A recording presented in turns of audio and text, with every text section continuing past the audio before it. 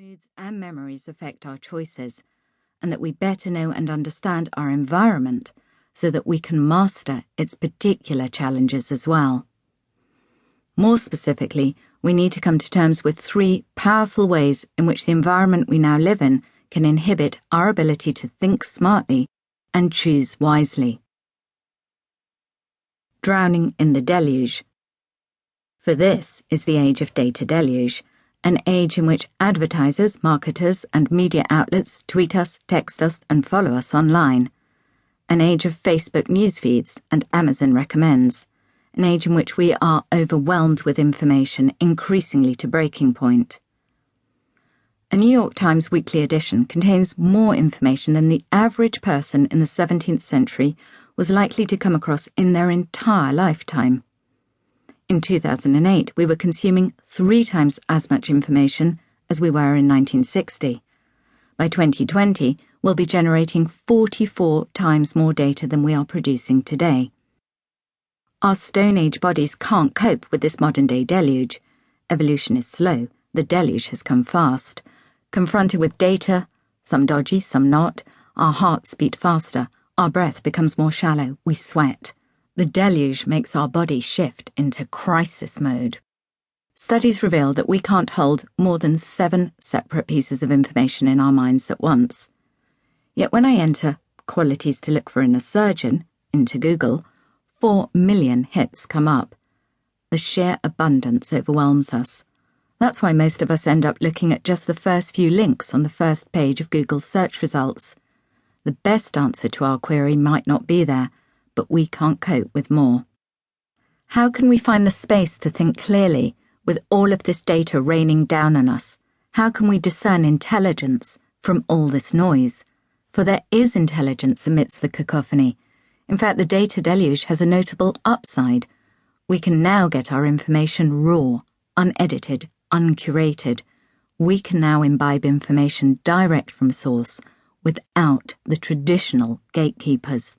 This offers a huge opportunity to us as decision makers.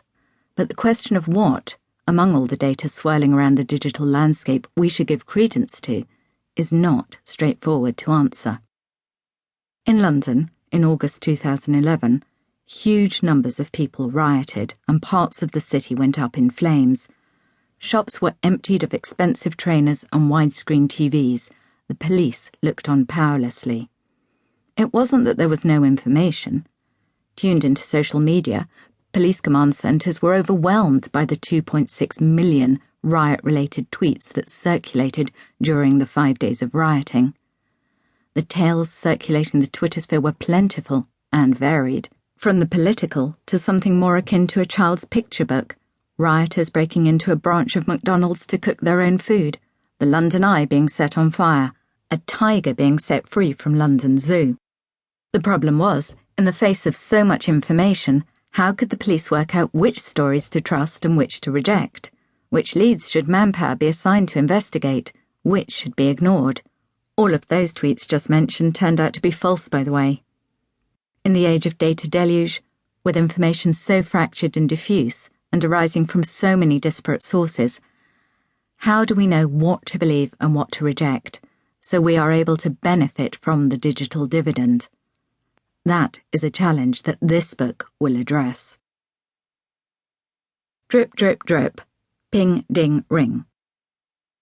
Add to the barrage of data another 21st century form of Chinese water torture, the drip, drip, drip of continuous disruption, and you'll be able to better understand the demanding context within which we make our decisions. In this regard, email is mental enemy number 1. The constant pinging, window signalling or green light blinking depending which medium it finds you on. Some saw it coming, saw the inherent problem of a medium which could so easily get out of control. In 1984, just as email was beginning to enter the mainstream, Jakob Palmer, a computer scientist from the QZ Computer Centre at the University of Stockholm, with a sideline in writing crime novels, warned that electronic mail system, if used by many people, causes severe information overload problems. The cause of this problem, Palmer wrote, is that it is so easy to send a message to a large